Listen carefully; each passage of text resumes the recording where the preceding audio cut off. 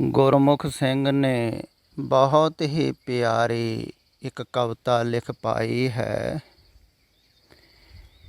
ਜਿਤਨਾ ਕੁ ਤੁਸਾਂ ਨੇ ਹੈ ਆਪਾ ਦਿਖਾਇਆ, ਕੇਵਲ ਉਤਨਾ ਹੀ ਤੱਕ ਸਕਿਆ ਹਾਂ। ਜਿਤਨਾ ਕੁ ਹੈ ਤੱਕਿਆ ਆਪੇ ਨੂੰ, ਕਿਨਕਾ ਮਾਤਰ ਵੀ ਨਹੀਂ ਦੱਸ ਸਕਿਆ ਹਾਂ। ਫੜਿਆ ਆਂਚਲ ਤੁਸਾਂ ਦਾ ਹੈ ਲਾਭ ਨਹੀਂ ਹਾਨੀ, ਗੂੰਗਾ ਕੀ ਕਰੇ ਉਸਤਤ ਹੁਣ ਆਪਣੀ ਜ਼ੁਬਾਨੀ। ਮੈਂ ਫਲ ਸੀ ਬਹੁਤ ਹੀ ਕੱਚਾ, ਆਪਣੇ ਜ਼ੋਰ ਨਾਲ ਨਾ ਪੱਕ ਸਕਿਆ ਹਾਂ। ਤੁਹਾਡੇ ਪ੍ਰੇਮ ਦੀ ਗਰਮਾਇਸ਼ ਨੇ ਜਿਤਨਾ ਕੁ ਪਕਾਇਆ, ਉਤਨਾ ਹੀ ਪੱਕ ਸਕਿਆ ਹਾਂ। ਤੁਹਾਡਾ ਚਿਹਰਾ ਰੂਹਾਨੀ, ਮੇਰੀ ਰੂਹ ਦੀਵਾਨੀ, ਸੀਸ ਭੇਟ ਦਿਆਂ ਆਪਣਾ ਤੁਹਾਨੂੰ ਪ੍ਰੇਮ ਨਿਸ਼ਾਨੀ।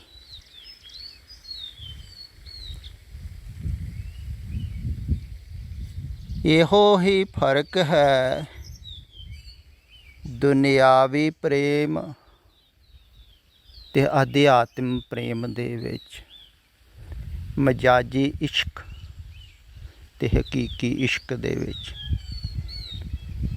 ਉੱਥੇ ਪ੍ਰੇਮ ਦੀਆਂ ਨਿਸ਼ਾਨੀਆਂ ਦਿੱਤੀਆਂ ਜਾਂਦੀਆਂ ਹਨ ਸੰਸਾਰਿਕ ਛੋਟੀਆਂ ਮੋਟੀਆਂ,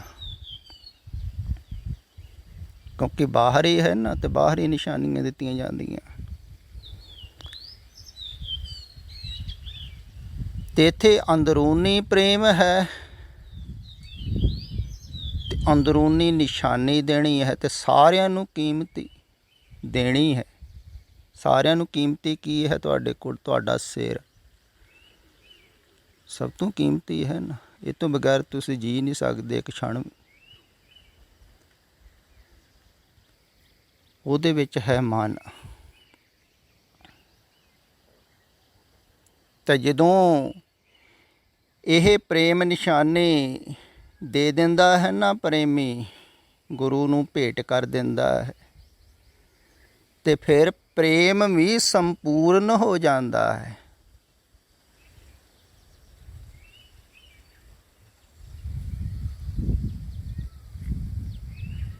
ਫਿਰ ਪ੍ਰੇਮੀ ਜਿਹਦੇ ਨਾਲ ਪ੍ਰੇਮ ਕਰਦਾ ਹੈ ਉਹਦੇ ਨਾਲ ਹੀ ਅਭੇਦ ਹੋ ਜਾਂਦਾ ਹੈ, ਅਤੇ ਅਭੇਦ ਹੋਵੇਗਾ ਤਾਂ ਹੀ ਪੂਰਨ ਹੋਵੇਗਾ ਨਾ। ਸੰਸਾਰਿਕ ਪ੍ਰੇਮ ਪੂਰਨ ਨਹੀਂ ਹੁੰਦਾ ਹੈ, ਕਦੇ ਵੀ ਹੋ ਨਹੀਂ ਸਕਦਾ ਹੈ, ਕਿਉਂਕਿ ਬਾਹਰ ਹੀ ਹੈ ਨਾ।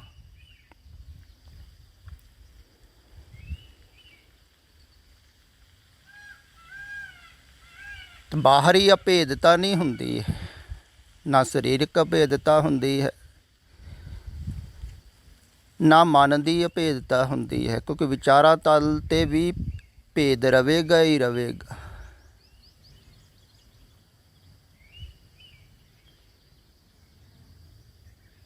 ਅਤੇ ਨਾ ਤਾਂ ਸਰੀਰ ਦੋ ਇੱਕ ਹੁੰਦੇ ਹਨ, ਕਿਉਂਕਿ ਜੜ ਹਨ, ਨਾ ਹੀ ਮਨ ਹੀ ਦੋ ਇੱਕ ਹੋ ਪਾਉਂਦੇ ਹਨ, ਕਿਉਂਕਿ ਵਿਚਾਰਧਾਰਾ ਲੈਦਾ, ਸੋਚ ਲੈਦਾ। ਅਤੇ ਅਧਿਆਤਮ ਦੇ ਵਿੱਚ ਵਿਚਾਰਧਾਰਾ ਛੱਡਣੀ ਹੈ, ਸੋਚ ਛੱਡਣੀ ਹੈ।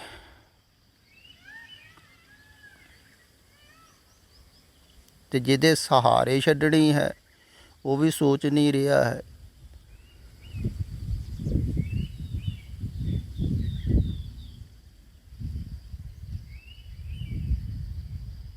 ਉਹ ਵੀ ਬਿਨਾਂ ਥੰਮ ਤੋਂ ਖੜ੍ਹਾ ਹੈ।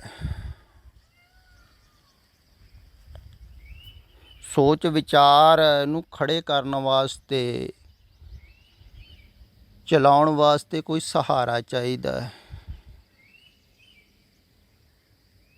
ਮਨ ਨੂੰ ਟਿਕਾਉਣ ਵਾਸਤੇ ਕੁਛ ਥੰਮ ਚਾਹੀਦਾ।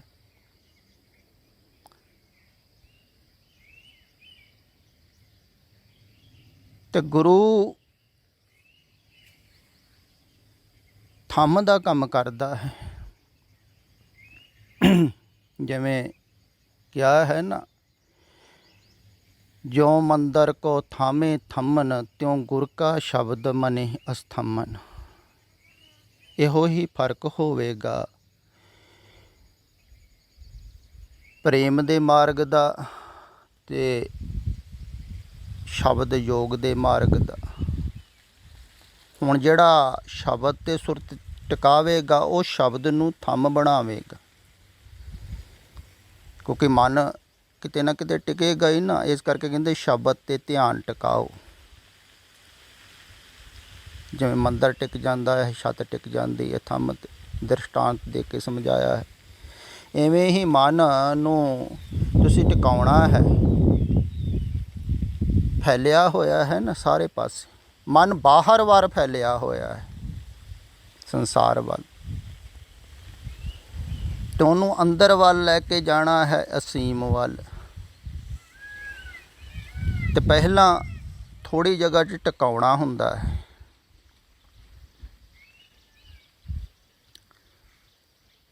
ਤੇ ਜਿਹੜਾ ਧਿਆਨੀ ਹੈ ਉਹ ਧਿਆਨ ਦੁਆਰਾ ਕਿਸੇ ਬਿੰਦੂ 'ਤੇ ਧਿਆਨ ਕਰਕੇ ਟਿਕਾਉਂਦਾ ਹੈ, ਕਿਸੇ ਚੱਕਰ 'ਤੇ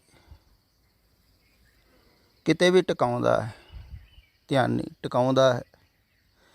ਤੇ ਜਿਹੜਾ ਸ਼ਬਦ ਦੀ ਆਰਾਧਨਾ ਕਰਦਾ ਹੈ ਉਹ ਸ਼ਬਦ 'ਤੇ ਟਿਕਾਉਂਦਾ ਹੈ, ਉਹ ਸ਼ਬਦ ਨੂੰ ਸਹਾਰਾ ਬਣਾ ਲੈਂਦਾ ਹੈ। ਫਿਰ ਜਿਹੜਾ ਭਗਤ ਹੈ, ਪ੍ਰੇਮੀ ਹੈ, ਸ਼ਰਧਾਲੂ ਹੈ, ਉਹ ਗੁਰੂ ਰੂਪ ਥੰਮ ਉੱਪਰ ਆਪਣੇ ਮਨ ਨੂੰ ਟਿਕਾਉਂਦਾ ਹੈ।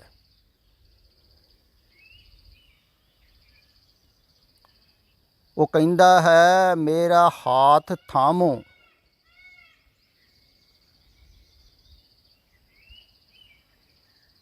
ਤੇ ਜਿਹੜਾ ਕਹਿੰਦਾ ਹੈ ਹਾਥ ਥਾਮੋ, ਤੇ ਉਹਦਾ ਉਹ ਹੱਥ ਥੰਮਦਾ ਹੈ, ਭਾਵ ਕਿ ਥੰਮ ਦੇ ਦਿੰਦਾ ਹੈ। ਥੰਮ ਦੇ ਉੱਪਰ ਮਨ ਟਿਕ ਜਾਂਦਾ ਹੈ। ਟਿਕਦਾ ਕਿਵੇਂ ਹੈ ਇਹ ਤੁਸੀਂ ਥੋੜ੍ਹਾ ਜਿਹਾ ਖਿਆਲ ਕਰੋ। ਮੈਂ ਥੋੜ੍ਹਾ ਜਿਹਾ ਤੁਹਾਨੂੰ ਸਿੱਧੇ ਸਿੱਧੇ ਸਮਝਾਉਣਾ ਹਾਂ ਤਾਂ ਕਿ ਤੁਹਾਡੇ ਖਿਆਲ ਵਿੱਚ ਜ਼ਿਆਦਾ ਛੇਤੀ ਆ ਸਕੇ। ਇਹ ਕਠਿਨ ਵੀ ਬਹੁਤ ਹੈ, ਜਿਵੇਂ ਧਿਆਨ ਦਾ ਮਾਰਗ ਕਠਿਨ ਹੈ ਨਾ ਯੋਗ ਦਾ। ਹੁਣ ਕਿਸੇ ਦਾ ਚਿੱਤ ਕਰਦਾ ਥੋੜ੍ਹੀ ਹੈ ਬੈਠਣ ਨੂੰ, ਅਤੇ ਹੱਠ ਦੇ ਨਾਲ ਯੋਗੀ ਬੈਠਦੇ ਹਨ, ਹੱਠ ਦੇ ਨਾਲ ਧਿਆਨੀ ਬੈਠਦੇ ਹਨ, ਅਤੇ ਹੌਲੀ ਹੌਲੀ ਉਹ ਬੈਠਣਾ ਪਰਪੱਕ ਹੁੰਦਾ ਹੈ। ਅਤੇ ਬੜਾ ਹੱਠ ਕਰਨਾ ਪੈਂਦਾ, ਮਨ ਇੱਕਦਮ ਥੋੜ੍ਹੀ ਬੈਠ ਜਾਵੇਗਾ ਸਖਾਲਾ। ਅਤੇ ਬਹੁਤ ਹੱਠ ਕਰਦੇ ਹਨ, ਤਾਂ ਉਹਨੂੰ ਹੀ ਤਪ ਗਿਆ ਹੈ ਵੀ ਬਿਠਾਉਣਾ ਹੀ ਬਿਠਾਉਣਾ। ਅਤੇ ਇਵੇਂ ਹੀ ਤਪ ਕਰਦੇ ਹਨ ਪ੍ਰੇਮੀ। ਜਿਵੇਂ ਆਹ ਉੱਪਰਲੇ ਬੰਦ ਦੇ ਵਿੱਚ ਗੁਰਮੁਖ ਸਿੰਘ ਨੇ ਲਿਖਿਆ ਹੈ, ਮੈਂ ਫਲ ਸੀ ਬਹੁਤ ਹੀ ਕੱਚਾ, ਆਪਣੇ ਜ਼ੋਰ ਨਾਲ ਨਾ ਪੱਕ ਸਕਿਆ ਹਾਂ। ਤੁਹਾਡੇ ਪ੍ਰੇਮ ਦੀ ਗਰਮਾਇਸ਼ ਨੇ ਜਿਤਨਾ ਕੁ ਪਕਾਇਆ ਉਤਨਾ ਹੀ ਪੱਕ ਸਕਿਆ ਹਾਂ।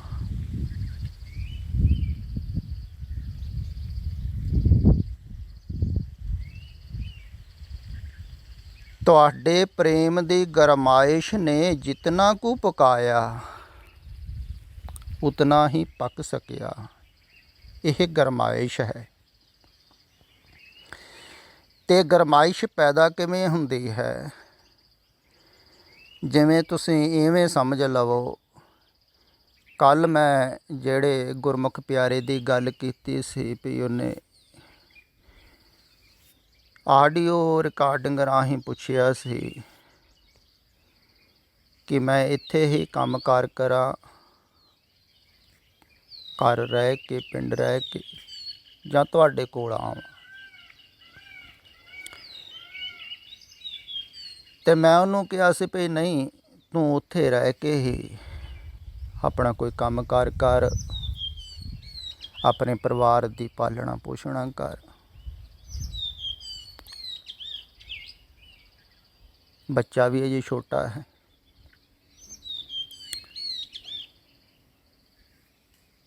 ਪਰ ਇਹਦੇ ਗਹਿਰੇ ਤਲ 'ਤੇ ਇਹ ਵੀ ਆਕਾਂਸ਼ਾ ਹੋਵੇਗੀ ਹੀ ਕਿ ਮੈਂ ਇੱਥੇ ਆਣ ਕੇ ਰਹਾਂ। ਤਾਂ ਹੀ ਪੁੱਛਿਆ ਹੈ ਨਾ। ਖਿਆਲ ਤੇ ਹੋਵੇਗਾ ਹੀ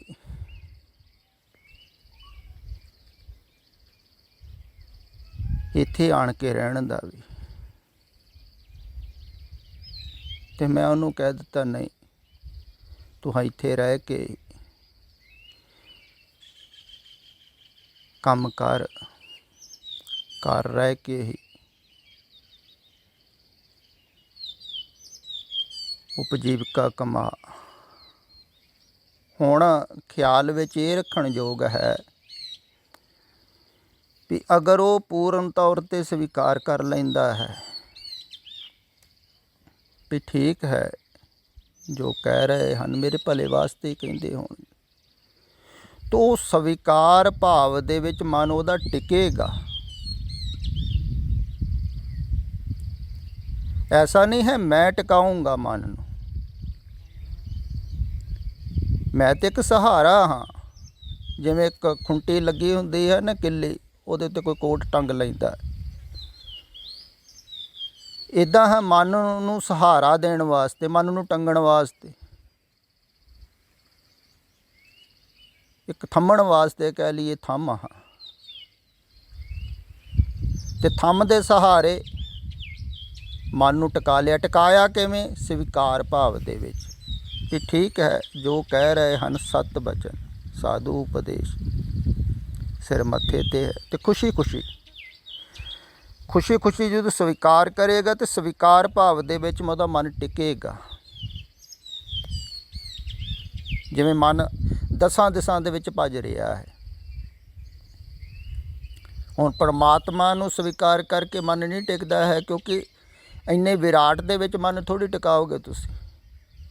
ਜਿਵੇਂ ਆਮ ਧਾਰਮਿਕ ਲੋਕ ਕਹਿ ਵੀ ਦਿੰਦੇ ਹਨ ਨਾ, ਪਰਮਾਤਮਾ ਦਾ ਹੁਕਮ ਮੰਨੋ। ਨਹੀਂ, ਵਿਰਾਟ ਦੇ ਵਿੱਚ ਤੁਹਾਡੇ ਮਨ ਨੂੰ ਨਹੀਂ ਟਿਕਾ ਸਕਦੇ ਹੋ। ਇਸ ਕਰਕੇ ਪਰਮਾਤਮਾ ਦਾ ਹੁਕਮ ਮੰਨਣ ਵਾਲੇ, ਪਰਮਾਤਮਾ ਦੀ ਰਜ਼ਾ ਮੰਨਣ ਵਾਲੇ ਉਹ ਸੰਸਾਰ 'ਚ ਹੀ ਉਲਝਦੇ ਰਹਿੰਦੇ ਹਨ, ਕਿਉਂਕਿ ਮਨ ਖਿਲ ਰਿਹਾ ਰਹਿੰਦਾ ਹੈ ਨਾ। ਅਤੇ ਮਨ ਨੂੰ ਥੋੜ੍ਹੀ ਜਗ੍ਹਾ ਦੇ ਵਿੱਚ, ਥੋੜ੍ਹੇ ਦਾਇਰੇ ਦੇ ਵਿੱਚ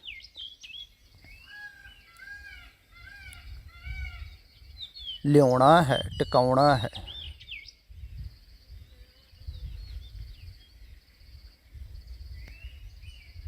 ਅਤੇ ਮਨ ਟਿਕ ਜਾਂਦਾ ਹੈ ਸਵੀਕਾਰ ਭਾਵ ਦੇ ਵਿੱਚ।